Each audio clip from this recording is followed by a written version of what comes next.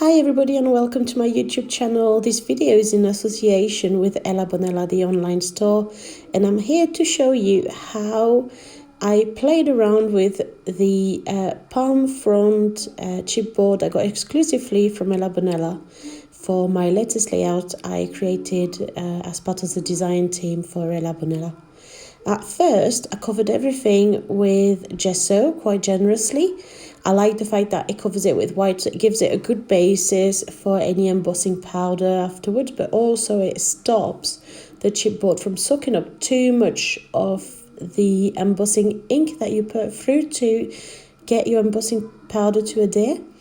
So once I covered it with gesso, I delicately lifted it off the paper. I realised too late that it was sticking to my paper. It was just a bad idea. I should have just used one of the embossing mat really, but in the end it just came off. I dried it off afterwards. My heat gun is one of my favourite tool, and I use it for most of my layouts because I'm quite heavy on mixed media and more heavy on mixed media. Then I cut them off very carefully with my craft knife. Same again, my craft knife is one of my most used tools, and I use it all the time. I don't have a paper trimmer or anything, it's just my craft knife and my roller.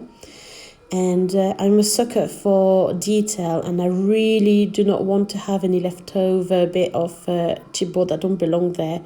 So I very carefully trim it off so that it looks as if it wasn't attached together.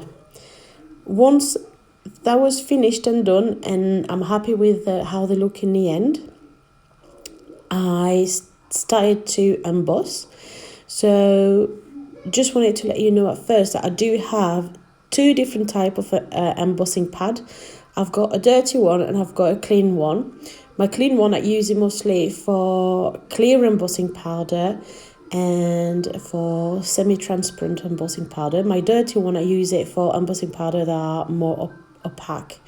This one, as you can see, is a dirty one, but I decided to use it with this embossing powder, which is slightly transparent, because I just love the fact that the black of the ink was see-through a little bit and was coming through a little bit. It gives my palm fronds a bit of a natural effect almost. So I used the Wow powder in Oasis color, which is absolutely stunning. It's a beautiful, beautiful green, and I really love it. So I was very generous.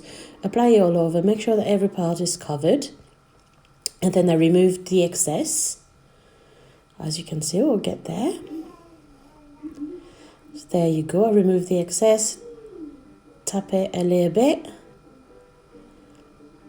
and then I put the embossing powder back in the pot, and I will go with my heat gun to melt it off. Now I have cut off the video short, but I'm letting you know that I've repeated this process twice, but on the video you'll only see it once.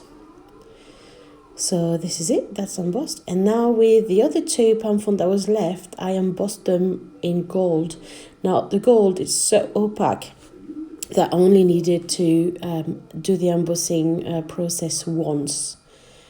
So as you can see, I'll go around, make sure that I've got embossing ink all over my palm fronds, really pressing down, making sure it's covered, that I don't miss any bits, and cover it with my embossing powder in gold.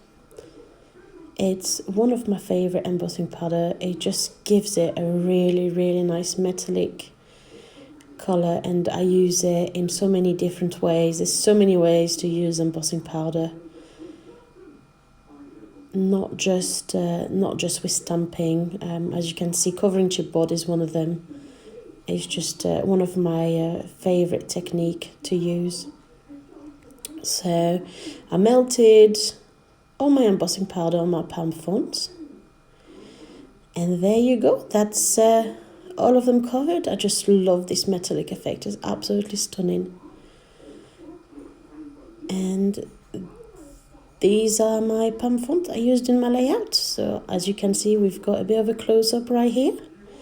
And I hope you enjoy this technique. Thank you very much for watching. Bye!